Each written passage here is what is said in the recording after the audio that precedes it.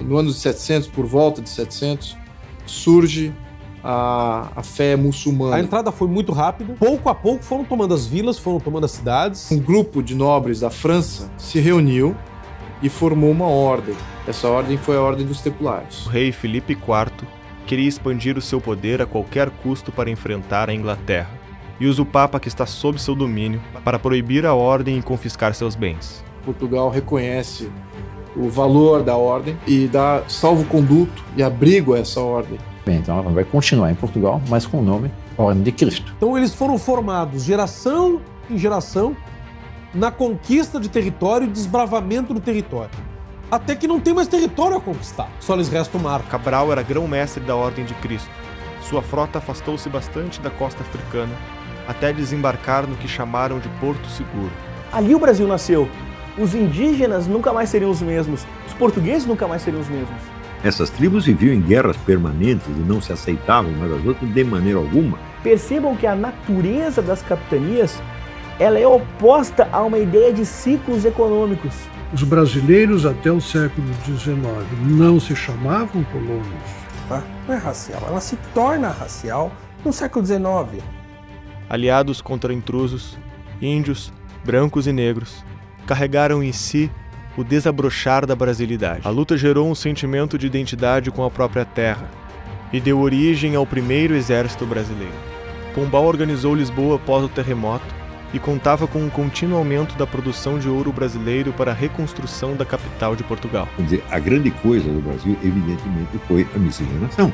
Somos descendentes dos que fizeram os castelos medievais europeus e dos que fizeram o grande Zimbabue. Todo esse peso cultural enorme, toda essa tradição, toda essa história precisa ser devolvida.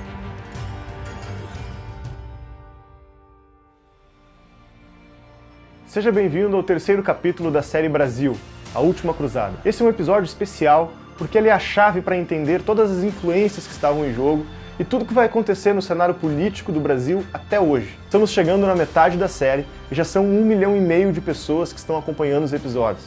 São centenas de depoimentos todos os dias e a gente fica muito grato com isso. Se você ainda não faz parte desse resgate cultural, fica aqui o nosso convite para tornar-se membro do Brasil Paralelo. É a sua oportunidade de garantir a produção de novas séries totalmente gratuitas para milhares de brasileiros, fazer parte de um grupo exclusivo de debate e ter acesso para sempre ao conteúdo mais completo sobre a nossa história. Aproveite e seja protagonista do Brasil Paralelo.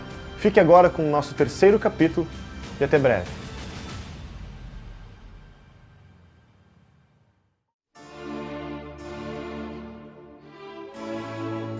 Em 1789, uma reunião em um pequeno ginásio da França mudava o mundo para sempre. Em uma quadra de tênis, franceses juraram não desistir até que uma revolução fosse estabelecida. O que aconteceria na década seguinte na França mudaria a história do mundo. À direita do ginásio estavam os girondinos, que buscavam devolver a estabilidade para a França e queriam estabelecer uma constituição criadora de regras para os reis. À esquerda sentavam os jacobinos, radicais que defendiam iluminar a sociedade a partir da completa ruptura com o passado e a construção de uma nova sociedade, uma nova natureza humana, cujos poderes seriam ilimitados. Os dois lados possuíam uma coisa em comum. Nos próximos anos, seriam enterrados juntos, sem glamour, em meio ao lamaçal e sangue, com os ossos dos reis e rainhas e mais 40 mil franceses. Não há cidade, castelo ou igreja que não guarde reflexos do ano em que revolucionários fariam de tudo sob o argumento de lutar pela liberdade, igualdade e fraternidade. O derramamento de sangue mancharia a história da civilização e acabaria respingando no Brasil.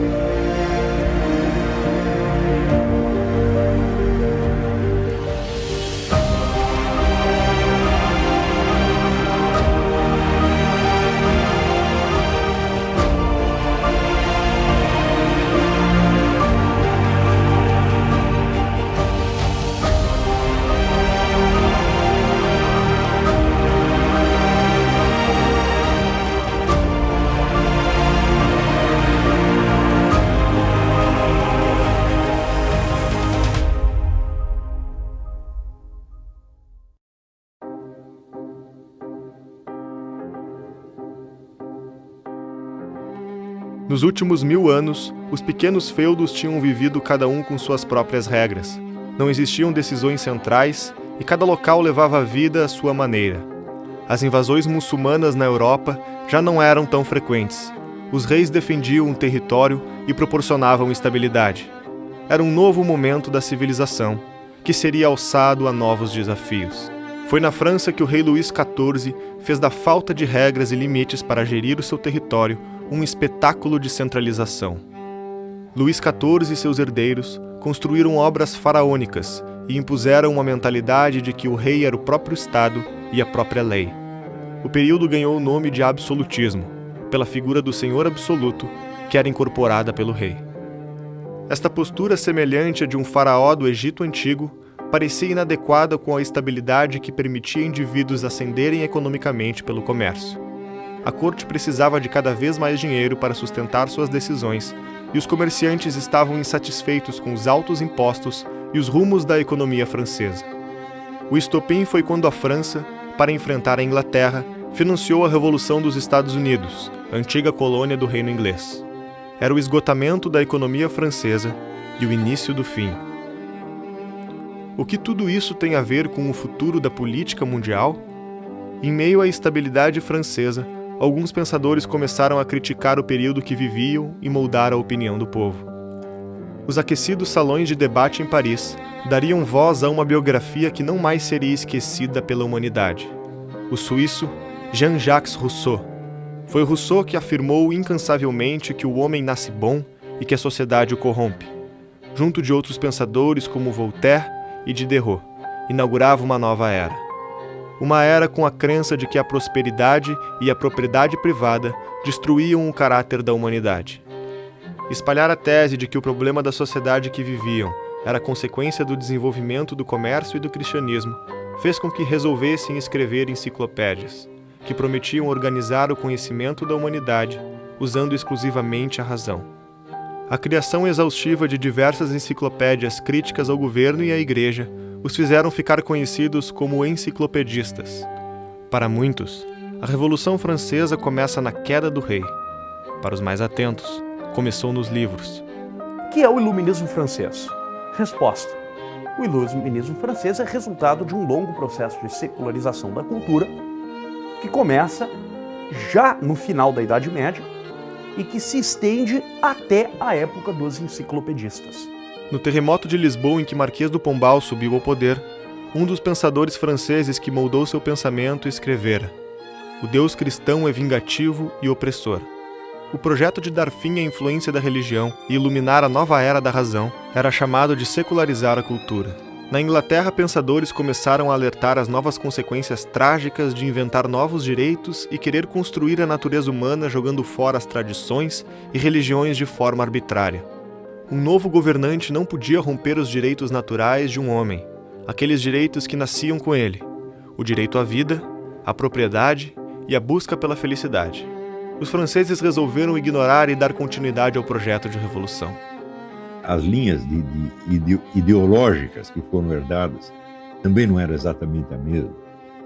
Não é a mesma coisa você ter lido John Locke, por exemplo, e você ter lido Voltaire ou Rousseau. Certamente não é a mesma coisa. Você vê que a Revolução Francesa provocou horror na Inglaterra. Quando você lê o livro do Edmund Burke, Reflexões sobre a Revolução na França, o livro do Edmund Burke foi um sucesso danado. Todo mundo na Inglaterra ficou assustado com aquela sangueira da França. Bem, a Inglaterra já tinha tido suas sangueiras também, mas por outros motivos, por motivo religioso, né? Uma coisa é você enforcar católico, outra coisa é você sair enforcando todo mundo aí. A crise econômica na França chegava no auge e o rei nomeia um novo ministro das Finanças para consertar o desastre, Jacques Necker. O rei escolheu Necker por acreditar que ele entendia as demandas do povo. Necker era simpático às novas ideologias e defendia uma nova ideia. O Estado devia garantir a comida do povo. Em meio à crise, fez com que o rei convocasse uma assembleia para receber as vozes revolucionárias e chegar a um acordo. Era a primeira vez em mais de um século que isso acontecia. No dia da Assembleia, um jovem eloquente chegava em Versalhes para lutar pelas ideias iluministas que ele aprendeu com Rousseau e Voltaire nos salões de Paris. A promessa de igualdade agora estava representada por uma voz poderosa, que até hoje gera calafrios na história da humanidade. Maximilien Robespierre. As cortes ficaram assustadas com as intenções violentas e revolucionárias e resolveram dar fim na Assembleia. Os revolucionários decidiram que não iriam parar, com ou sem o rei. Foram para um ginásio próximo e prometeram nunca desistir até conseguirem a revolução. Neste dia, estava declarada a Revolução Francesa.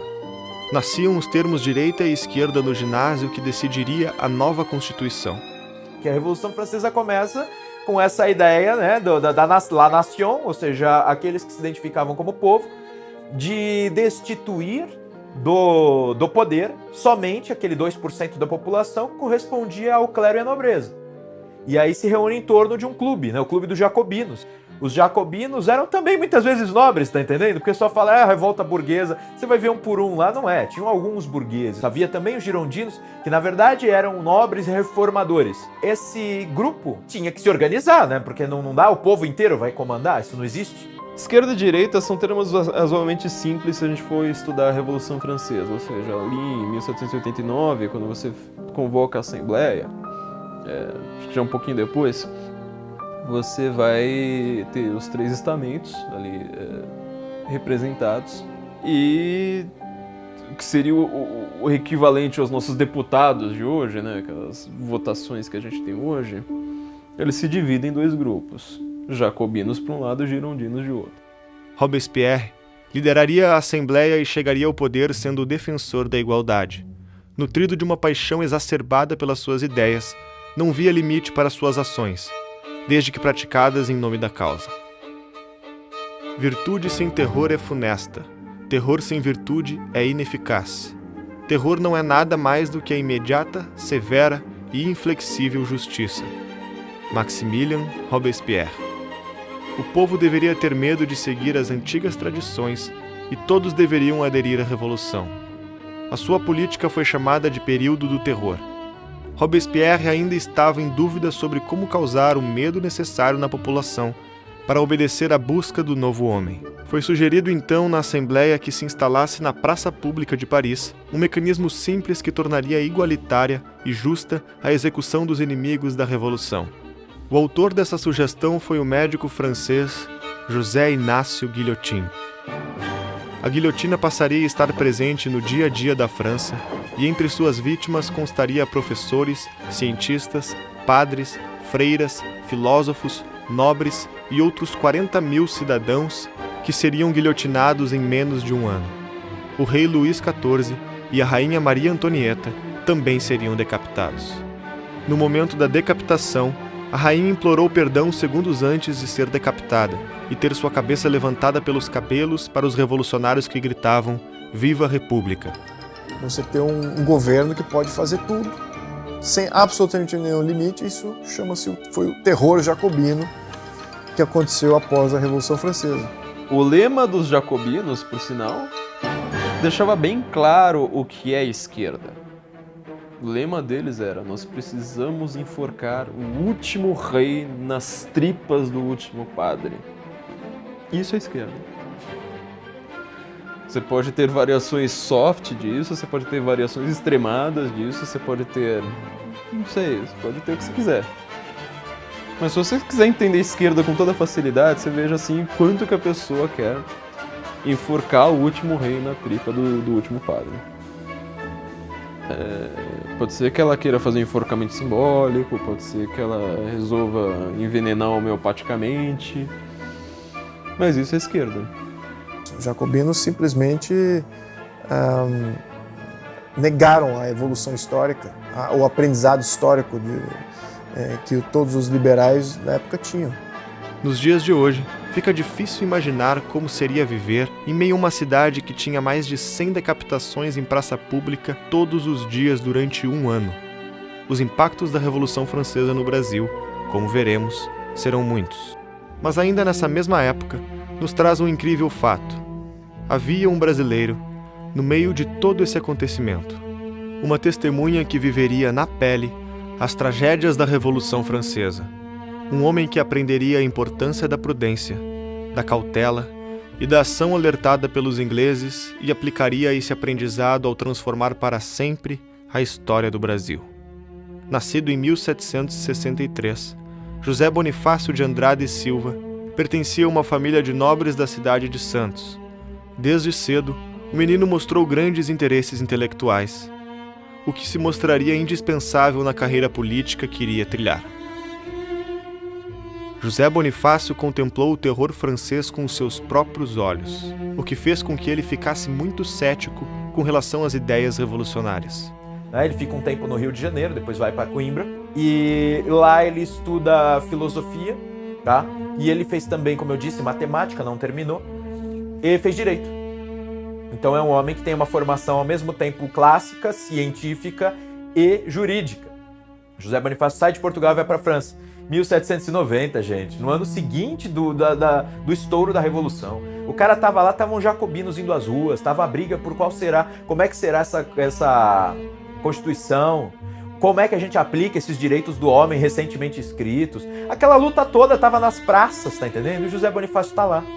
Contudo, no outro lado do Atlântico, alguns anos antes havia eclodido uma outra revolução, a Revolução Americana, que também teria influência no pensamento de José Bonifácio. Mesmo com a Revolução Francesa e a Revolução Americana tendo nomes semelhantes, as ideias e os eventos que motivariam ambos os movimentos foram muito diferentes. A Revolução Americana foi uma luta dos colonos para a preservação de seus modos de vida tradicionais.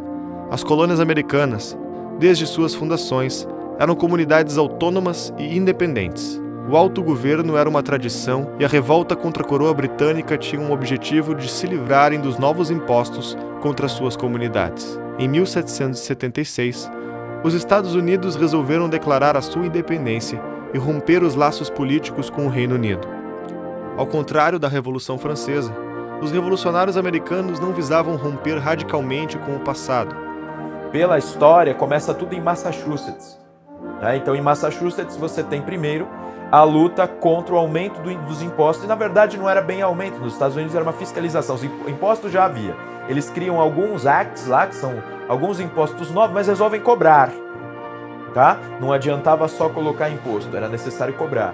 E aí eles, na medida em que eles começaram a fiscalizar e já havia um imenso contrabando instalado ali, que criou um mercado enorme, os americanos se revoltaram. Eles resolveram fazer o primeiro Congresso Continental, que reunia lideranças, 5 representantes de cada colônia, eles foram todos para Filadélfia para pensar, e aí, tem os rebeldes lá em Boston, né, a tensão escala na cidade, tem muitos guardas britânicos, a coroa não nos ouviu, seguem taxações, seguem decretos sendo baixados sem o nosso consentimento e afinal, somos ingleses livres ou não? Foi uma revolta contra imposto, tá entendendo? Imposto sobre o chá. E aí eles acabaram ficando conhecidos como rebeldes e pouco a pouco o Império Inglês, na verdade o rei da Inglaterra, o George III, começa a impor cada vez mais pressão sobre Massachusetts. Mas os outros estados começam a também reagir e a aderir à revolta. Aqueles que fazem parte da Revolução Americana eram homens feitos, muitas vezes cultos, muitos eram fazendeiros, outros eram militares, outros eram advogados. E todos eles se uniram, primeiro para reclamar que impostos estavam sendo cobrados sem que eles participassem do parlamento. E não foi autorizado a eles participar do parlamento, tanto que o rei disse que se eles continuassem com aquelas reuniões imprestáveis e desqualificadas, eles seriam todos enforcados. A Revolução Americana e a Revolução Francesa são fenômenos radicalmente opostos. De um lado, o objetivo era a continuidade e a preservação dos direitos tradicionais. Do outro, era um movimento que visava a criação de um novo mundo. O lema francês de liberdade, igualdade e fraternidade na política não tinha nada a ver com a liberdade proclamada pelos americanos no direito à vida, à liberdade e a busca pela felicidade, na Declaração de Independência dos Estados Unidos. Quer dizer, a França é uma história de erros. Nos últimos 200 anos, uma história de erros. Nos Estados Unidos, você não pode dizer que foi uma história de erros. E tem erros, mas tem sucessos também. Né? Então, se você vê o crescimento da potência americana e o definhamento da França é um contraste brutal. E eles achavam que estavam fazendo a mesma coisa. Ambos os aprendizados seriam elementares para formar a biografia de José Bonifácio, que ainda se revelaria muito importante para a história do país. Ninguém parecia poder frear o furor revolucionário. A prova disso é que o próprio líder da Revolução, Robespierre, também acabaria guilhotinado. Depois ele mesmo é decapitado, você tem uma volta aí dos girondinos, e os girondinos depois eles têm um modelo de governo improvisado, no qual tem 3 cônsules, né? E eles precisam chamar mais um, e eles pensam quem que a gente pode chamar para dar legitimidade perante o povo, ou seja, para o povo calar a boca, não ficar enchendo o saco, não matar a gente, não derrubar tudo de novo. Aí eles pensam, cara, quem que realizou milagre nessa revolução mais do que um general que comanda tropas populares e vence exércitos treinados por outros países? Esse maluco desse Bonaparte, tá entendendo? As famílias monárquicas no restante da Europa começaram a preocupar-se com o caos político da França. Os reis temiam que aquela catástrofe se transformasse em exemplo para o restante do continente e começaram a investir na ideia de reconquistar o território. Para defender-se da Europa, os revolucionários precisavam de alguém que conseguisse comandar um exército composto pelo povo destreinado. É nesse momento que entra em cena um jovem oficial chamado Napoleão Bonaparte, antigo conhecido das lideranças revolucionárias, que já tinha participado de algumas batalhas, sendo tão decisivo para a vitória que o promoveram de capitão a general em 8 semanas, quando tinha apenas 24 anos. Napoleão assumiria o comando do exército com 2 objetivos: botar ordem na casa e enfrentar a aliança das demais monarquias europeias em guerra com a França revolucionária. Nos anos seguintes, Napoleão se revelaria o maior terror militar que a humanidade havia conhecido desde o Império Romano. Ele não só defendeu a França, como avançou seu território para o resto da Europa, impondo pela força dos canhões as ideias que a Revolução fracassara em colocar em prática pelos debates. O líder da liberdade e da igualdade destronou, prendeu e humilhou os reis do continente, colocando seus próprios parentes nos tronos dos reinos que havia destruído. Todos os governos europeus tinham sido afetados por essa convulsão política. A igreja foi perseguida e expropriada em vários países. Só na França, mais de 2.000 padres e freiras foram executados. O próprio Papa seria prisioneiro. Em 1807, o imperador francês era o senhor absoluto da Europa. Só não havia conseguido conquistar a Inglaterra e Portugal.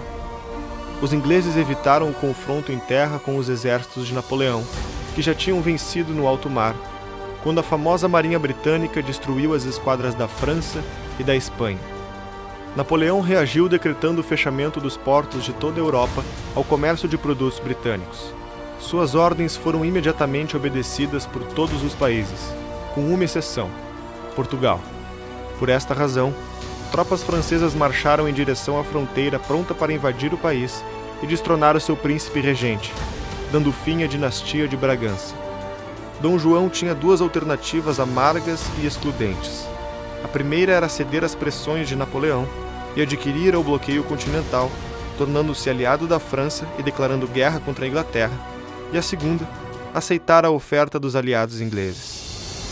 Era o mais temido general da história que o pequeno império português teve de enfrentar. Portugal e Inglaterra lutaram de braços dados desde sua fundação, quando os cruzados ingleses ajudaram o jovem Dom Afonso Henriques, primeiro rei de Portugal, a reconquistar a terra tomada pelos mouros. Por muitas vezes, os 2 países seriam grandes aliados. Agora, era hora de honrar o berço e ajudar os ingleses a expulsar os revolucionários. Enquanto fingia aceitar o ultimato da França, Dom João negociava com a Inglaterra uma solução diferente para o impasse. E o que ele fez? Foi preparando longamente uma retirada estratégica brilhante, ao mesmo tempo jogando com os franceses, com os ingleses, etc. Ele era muito esperto. Mas chega num momento crítico. O momento crítico é o seguinte: ó, os franceses estão ali. Eles estão indo para invadir. Ai, meu Deus do céu, e agora? Então, o que fazer? O plano de ir para o Brasil parecia imprudente. Embora os europeus dominassem colônias imensas em diversos continentes, até aquele momento nenhum rei havia colocado os pés em territórios ultramarinos para uma simples visita, muito menos para ali morar e governar. Era, portanto, um acontecimento sem precedentes. Já era antiga a ideia de transferir a corte para o Brasil, proclamando o rei imperador do Ocidente e indicando um vice-rei para governar Portugal. A existência de planos tão antigos explica por que a mudança da corte para o Brasil deu certo em 1807.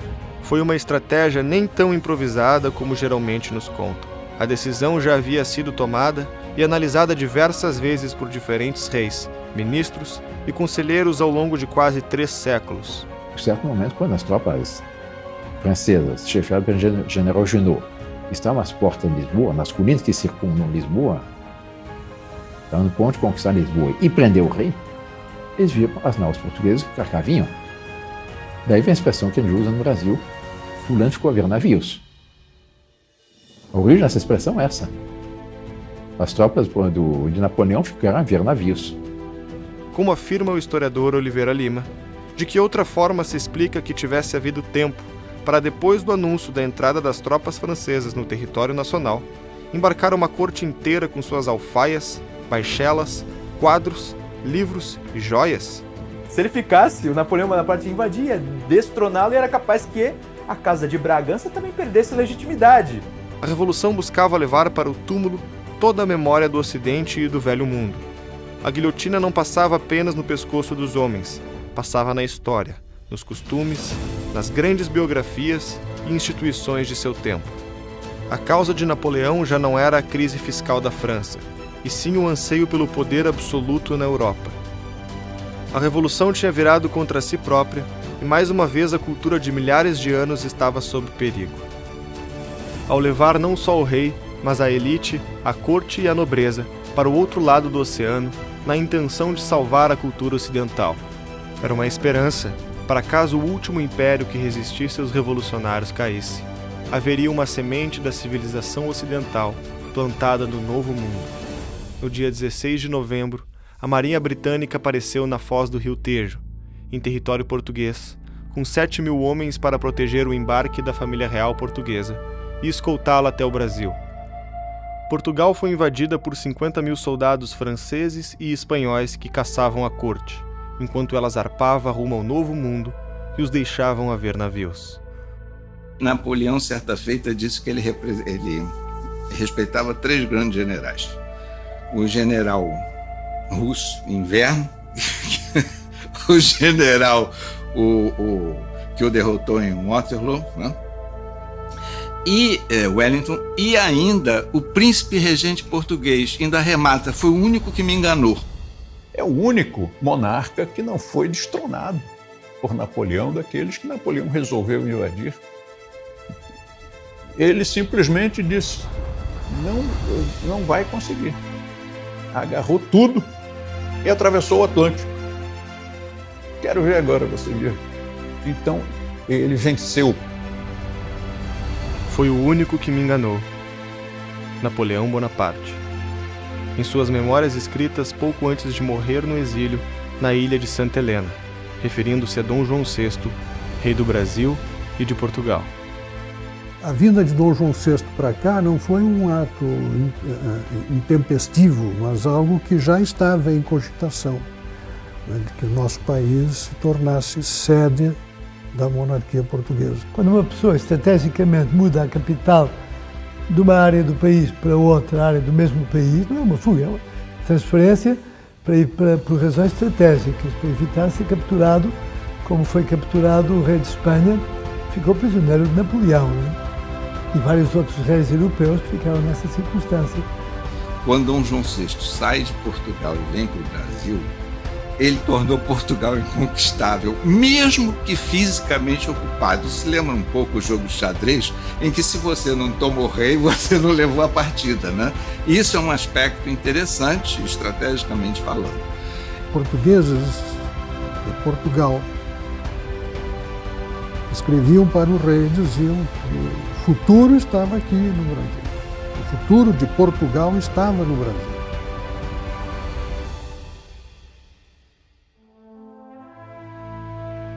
Território, povo e poder soberano. São estes os 3 elementos essenciais para a formação jurídica de uma nação.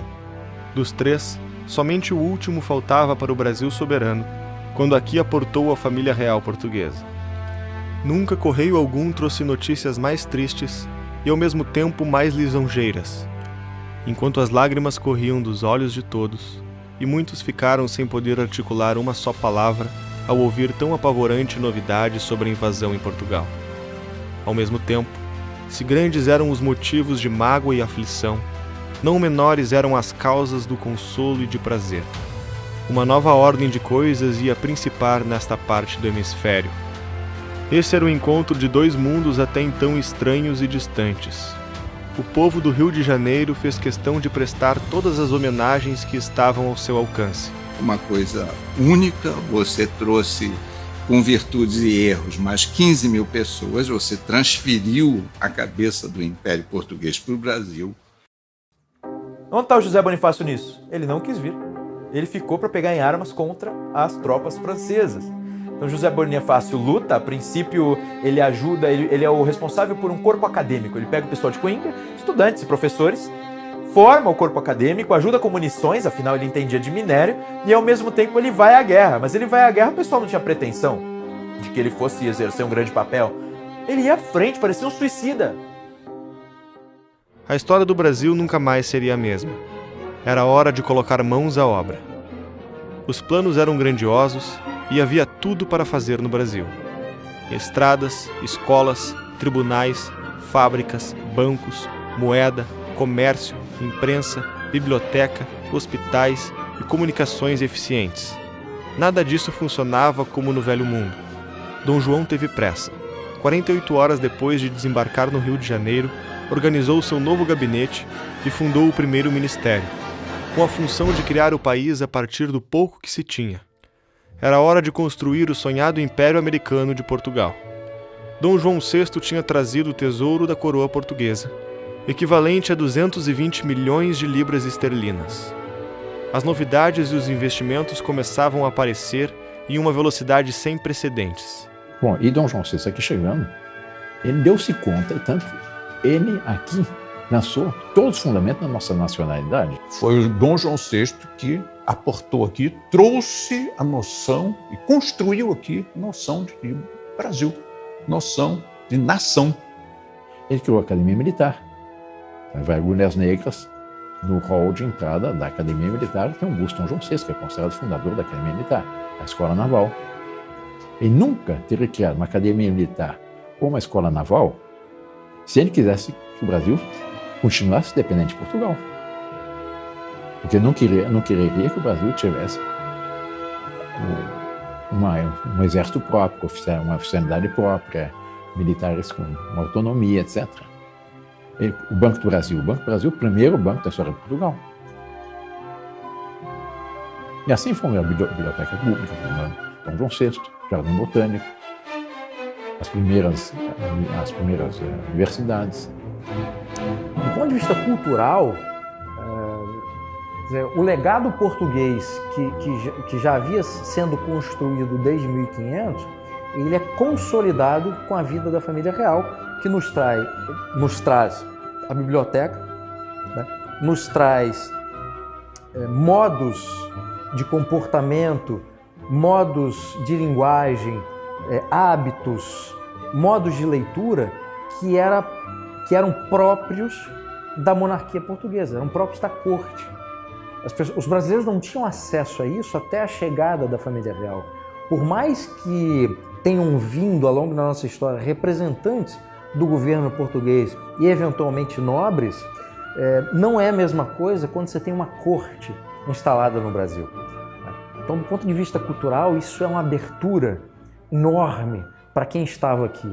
É possível observar a sofisticação dos hábitos da sociedade carioca ao ler os anúncios publicados na Gazeta do Rio de Janeiro a partir de 1808. No começo, eram oferecidos serviços e produtos simples, reflexo de uma sociedade fechada para o mundo. Tratava-se de aluguel de cavalos e carroças, venda de terrenos e casas, e alguns serviços básicos, como aulas de catecismo, língua portuguesa, história e geografia. De 1810 em diante, o tom e o conteúdo dos anúncios mudava de forma radical. Em vez de casas, cavalos e escravos, passavam-se a oferecer pianos, livros, tecidos de linho, lençóis de seda, champanhe, água de colônia, leques, luvas, vasos de porcelana, quadros, relógios e uma infinidade de outras mercadorias importadas. Ele veio para cá, trouxe a corte, trouxe a cultura, trouxe os livros, trouxe dinheiro, trouxe tudo de lá para cá. E aqui ele construiu, fundou todas aquelas coisas que são essenciais num país que nós não tínhamos. E mais do que isso, ele conseguiu, e esse ponto poucas vezes é comentado, ele conseguiu estabelecer um tempo de paz, de calma, em uma colônia que estava ainda oscilando depois das reformas pombalinas. A decisão mais importante foi a abertura dos portos para comércio com outras nações. Já no Rio de Janeiro, concebeu liberdade de comércio e de indústria no Brasil. Era o fim do sistema colonial. Ele abre o comércio, é uma das primeiras medidas de Dom João.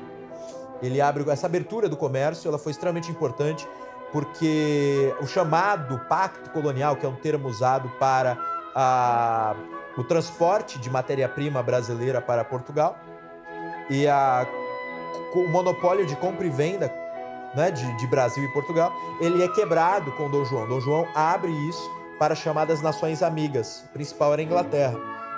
O Visconde de Cairu é, de fato, pode ser qualificado como o nosso pai fundador, como um mito fundador brasileiro. Ele está nessa categoria seguramente.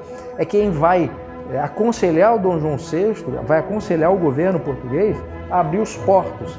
Eu poderia dizer que, de todos os deputados constituintes, aquele que melhor sintetizou essa harmonia entre escolástica e liberalismo tenha sido o Visconde de Cairu.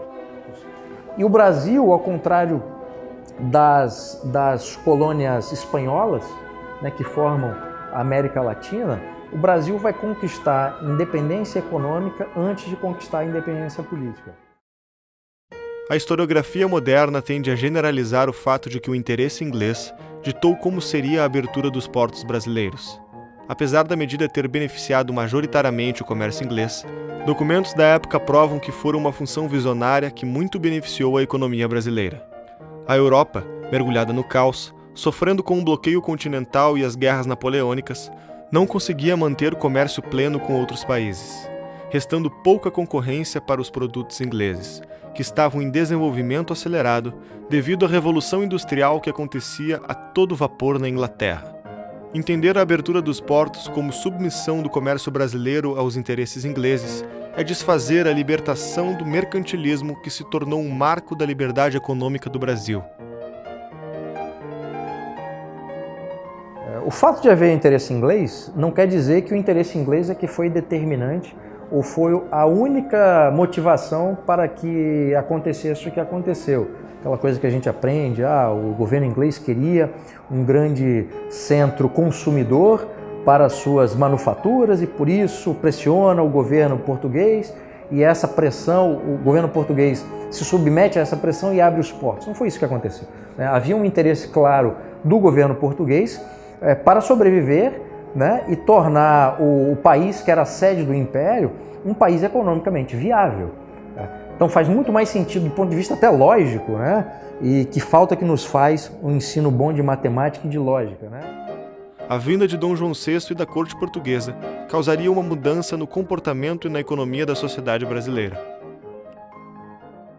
A escravidão, ainda pulsante no Novo Mundo, seria transformada com o crescimento dos centros urbanos causados pelas mudanças trazidas pela vinda da família real. Com a abertura dos portos para o comércio e com as nações amigas e com o cancelamento da lei que não permitia a criação de fábricas no Brasil, houve uma diversificação dos produtos da colônia e, por consequência, uma migração de escravos para atender às mais novas demandas.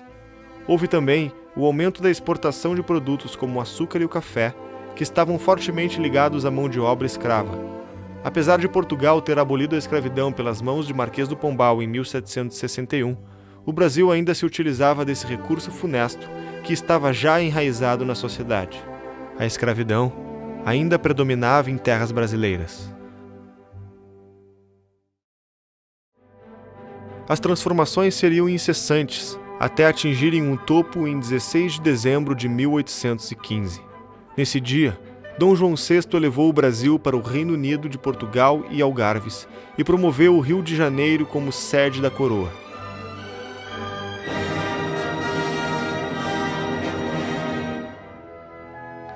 Dom João VI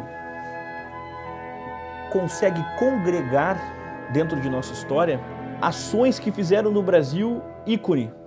O Brasil passa a estar realmente inserido no Ocidente. O Brasil, percebam a beleza disso, o Brasil passa a ser Portugal, reino, passa a ser a sede do trono, sendo o quê? Latino-americano, América do Sul, antiga colônia. Que Dom João, quando chegou ao Brasil, ele era príncipe do Brasil já, né? Porque a Dona Maria estava viva, ela era a rainha de Portugal, e ele, como herdeiro do trono, era o príncipe do Brasil. Logo em seguida, ele se tornou rei do Brasil, quando elevou o Brasil a reino. Sem dúvida, Dom João VI foi um homem-chave na história do Brasil, recolheu a herança anterior, colonial, instituiu, fundou o Reino Unido do Brasil e preparou a criação do Império do Brasil. É um homem que atualmente vem sendo recuperado pela historiografia, mas que por muito tempo foi posto de lado injustamente, foi criticado injustamente, quando na verdade foi um estadista genial. Portugal continuava sob o comando da Inglaterra. A resistência obstinada de portugueses, ingleses e espanhóis permitiu furar os bloqueios impostos por Napoleão e iniciar a série de campanhas vitoriosas que resultaria a queda do imperador francês na Batalha de Waterloo. Napoleão Bonaparte havia desconfigurado completamente as fronteiras dos países europeus. E após sua derrota, as potências ocidentais se articularam para desenhar um novo mapa político do continente. Representantes da França, Reino Unido, Império Austríaco, Rússia, Prússia e diversos reinos menores se reuniram no que ficou conhecido como Congresso de Viena. O ministro francês, Charles Maurice de Talleyrand, procurava negociar uma solução política onde a França não saísse responsável pela catástrofe da revolução que causara. O rancor e o ódio que Napoleão Bonaparte suscitou com a sua gana avassaladora de conquista fazia com que os outros países considerassem a França culpada pelo caos causado da década anterior. A situação do ministro francês era complicada. Portugal encontrava-se ocupada pela Inglaterra. Portanto, ela decidiria as questões por Portugal, que não teria sequer o direito de contestá-las, uma vez que o seu rei encontrava-se do outro lado do oceano. Por outro lado, Talleyrand buscava aliados para votar em seu favor e precisava encontrar uma maneira dos países não execrarem a França como culpada. Foi quando alertou todos os perigos das revoluções, dizendo que o que aconteceu na França era apenas sinal de que estava por acontecer pelo mundo inteiro. Argumentou que o Brasil era a única potência monárquica do outro lado do oceano que poderia garantir a monarquia além-mar e aconselhou todo o Congresso a elevar o Brasil ao status de reino. Com a elevação, o novo Reino Unido de Portugal, Brasil e Algarves passaria a ser um membro votante do Conselho Europeu.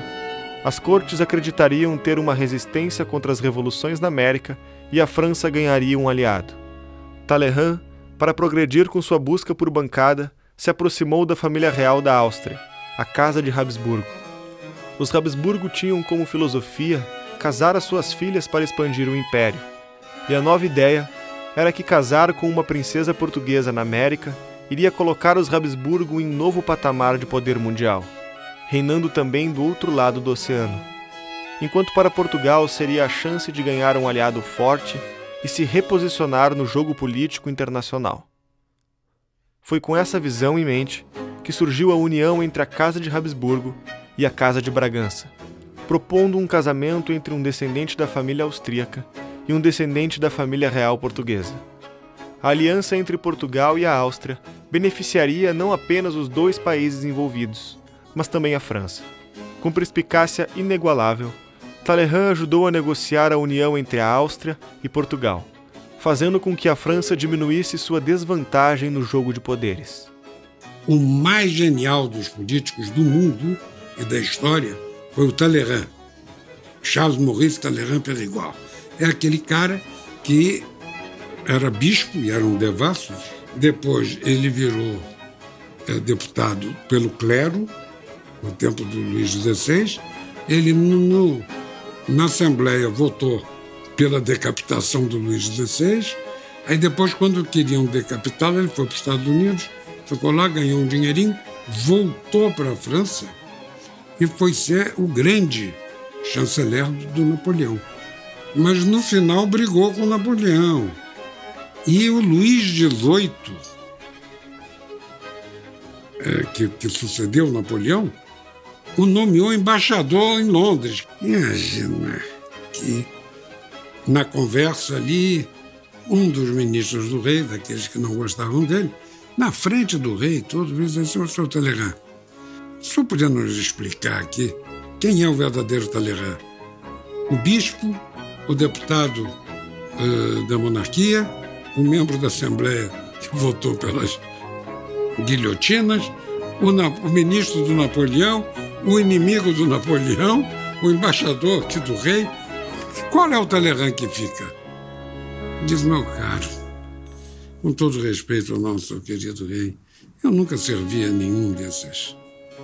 Eu só servi a França.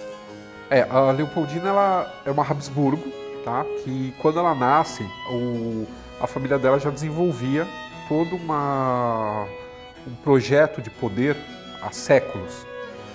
Então, para vocês terem uma ideia, os Habsburgos, eles tinham um mote que era o AEOU, Austria Est Imperare Orbe Universi, o destino da Áustria é dominar o mundo, né? Ou pelo menos o mundo que se conhecia. E durante um certo período eles até conseguiram isso, porque eles detinham o trono do Sacro Império Romano Germânico, que era meio que a descendência do Império Romano, só que na parte da Alemanha, o que a gente conhece hoje como Alemanha, Áustria e outros países mais para o leste, um pedaço da Itália. Eles chegaram a também possuir o trono da Espanha, e com esse trono da Espanha, numa época quando ocorreu a União Ibérica. Então era a Espanha junto com Portugal e com todas as colônias do Novo Mundo unidas, né, sobre a coroa dos Habsburgos. Então eles conseguiram um ápice de poder absurdo. E tudo isso sempre se reinventando, né? Eles não ficavam parados no tempo, eles procuravam sempre aperfeiçoamento dos seus príncipes, né? E principalmente pela educação. E o Dom João VI não quer sair daqui, essa era a verdade. Então o que ele faz? Ele bola uma estratégia aonde ele precisa de uma aliada tão forte quanto a Inglaterra para contrabalançar a influência inglesa. Foi no dia 13 de maio de 1817 que o filho de Dom João VI, descendente da Casa de Bragança, casou-se com a princesa austríaca. Para complementar essa história toda, é bom a gente lembrar que o casamento entre ele e a Leopoldina, desde o início, pareceu um casamento muito bom e brilhante. Foi a chamada missão austríaca, né, que trouxe para o Brasil toda a questão científica, metodológica, como tudo começou a ser feito aqui, seja na parte de botânica, de mineralogia, antropologia, arqueologia mesmo, né, paleontologia, várias áreas. O sonho de Dom João de construir um império nos trópicos parecia enfim estar realizado. Dentro de 2 anos, acontecimentos inesperados dos dois lados do Atlântico o obrigariam a mudar de planos e reassumir o papel que o destino lhe havia imposto. Em Portugal, alimentava-se a esperança de que terminava a guerra com Napoleão. O rei retornaria a Lisboa. Dom João via seu futuro aqui, no Brasil, e acreditava que as chances de prosperar o país eram inéditas para o mundo. A Inglaterra temia a alternativa que, se a corte não voltasse, o clima de insatisfação em Portugal podia ser incontrolável e novamente aproveitado por revolucionários. Os temores ingleses se confirmaram, e o fantasma da Revolução sufocada ressurgiu em 1820 na cidade do Porto. As sociedades secretas portuguesas naturalmente começam a se revoltar. Uma sociedade secreta que nasce lá no Porto se reúne e faz a famosa Revolução Liberal do Porto.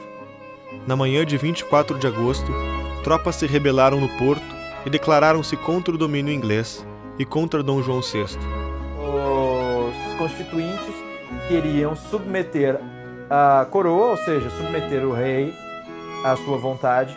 Eles queriam submeter o Brasil, queriam quebrar o Brasil em províncias desconexas e não mais ligadas, e interligar tudo isso a um centro em Lisboa que seria organizado por meio da sua Assembleia, ou seja, do seu parlamento.